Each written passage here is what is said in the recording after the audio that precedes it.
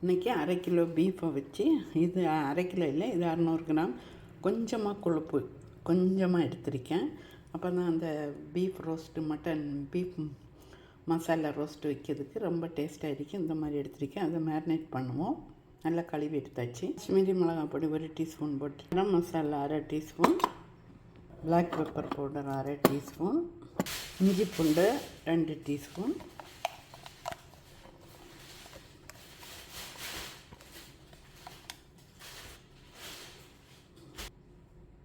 ரெண்டு டீஸ்பூன் உப்பு, 1/2 teaspoon salt எல்லாம் போட்டு நல்லா மேரினேட் பண்ணிடுவோம்.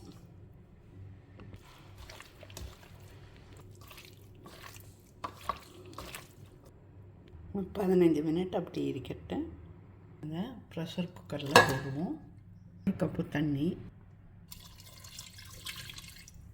விசில் ஹைலையும், அப்புறம் ஒரு 15 மினிட்டு உங்கள் பீஃப் எப்படி இருக்கோ அதுக்கு ஏற்ற மாதிரி 10 நிமிஷமாக 15 நிமிஷமாக வேக வச்சு எடுப்போம். அப்புறம் பார்க்கலாம். 90% குக் ஆகணும். வேக வச்சாச்சு, நல்லா வெந்தாச்சு. 90% கொஞ்சம் வறுத்துட்டு அடுப்பு ஆன் பண்ணி கொஞ்சம் வற்றி சேரட்டு மசாலா. இதில் ஆயிலே சேர்க்கல, கொஞ்சம் ஆயில் சேர்க்கல. இந்த பதத்துக்கு வரணும். அந்த ஒன்று அடுப்புலேருந்து இறக்கிடலாம். 1 டேபிள் ஸ்பூன் கீ சேர்க்க போகிறோம்.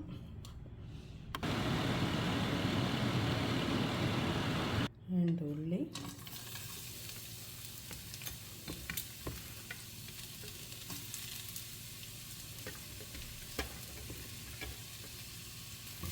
நல்ல ப்ரௌன் ஆகிட்டு 1 டீஸ்பூன் எண்ணெய் ஊற்றிருக்கேன். 15 வெந்தயம், பெனுக்ரிக் சீட். அதுக்கு மேலே போடக்கூடாது, கசத்து போட்டால் கரிஞ்சிரும். அதனால தான் போடலை. கொஞ்சமாக கருவேப்பிலை போட்டுருக்கோம். ஒரே ஒரு பச்சை மிளகாய். அவ்வளோ டைம்லேயும் இஃப்தாருக்கெல்லாம் செய்யலாம். நல்ல ஒரு பெஸ்ட்டான ரெசிபி. அது மாதிரி சண்டே செய்யலாம். வீட்டுக்கு ஏதாவது கெஸ்ட்டு வர்றாங்கன்னாக்கா அவங்களுக்கு ஸ்பெஷலாக இதை செஞ்சு கொடுக்கலாம். எங்கள் வீட்டில் அடிக்கடி செய்யக்கூடிய ரெசிபி, எங்கள் அம்மாவோடைய ரெசிபி. உங்களுக்காக நீங்கள் மறக்காமல் ட்ரை பண்ணுங்கள். சாப்பிட்டீங்கன்னா இன்னும் மட்டனே உங்களுக்கு பிடிக்காது, அவ்வளோ டேஸ்ட்டாக இருக்கும். 1 டீஸ்பூன் இஞ்சி ஃப்ரெஷ்ஷாக வச்சு, 1 டீஸ்பூன் கார்லிக். இந்த மாதிரி க்ரஷ் பண்ணி தான் போடணும். மிக்ஸியில் அரைச்செல்லாம் போடக்கூடாது. அதோட ஒரிஜினல் டேஸ்ட் வரணும்னா இப்படி தான் அரைச்சி போடணும். நறுக்கி வச்சுட்டு தக்காளி,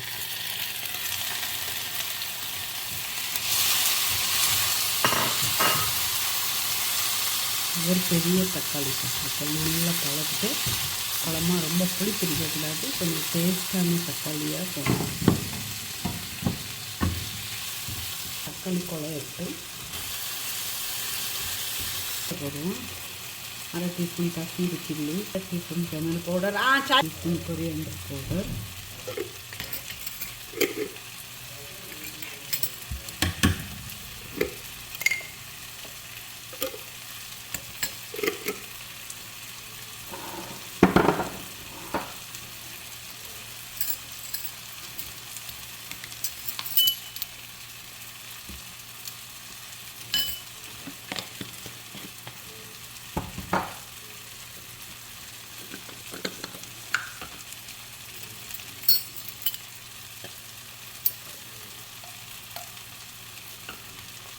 கால் டீஸ்பூன் கரம் மசாலா, கொஞ்சமாக டர்மரிக், 1/4 டீஸ்பூன் கம்மி,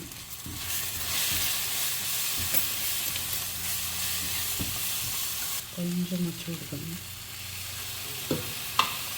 ஒரு 2 டீஸ்பூன் மசாலாவுக்கு தேவையான உப்பு. ராத்திரி பீஃபில் போட்டிருக்கணுமா, அதனால கொஞ்சம் தண்ணியாக போட்டிருக்கேன். அப்புறம் பார்த்துக்கிறேன். 1 மினிட்டு நல்லா குக் ஆகும். அப்புறம் நம்ம வச்சுருக்கு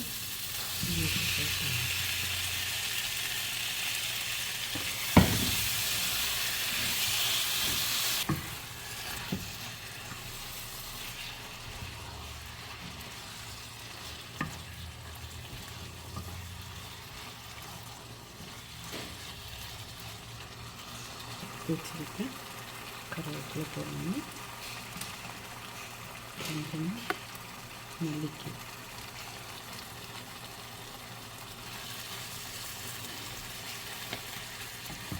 அவ்வளோதான் முடிஞ்சது. அதுக்குள்ளேருந்து ஆக்கிடும். ரெடி ஆயிடுச்சு.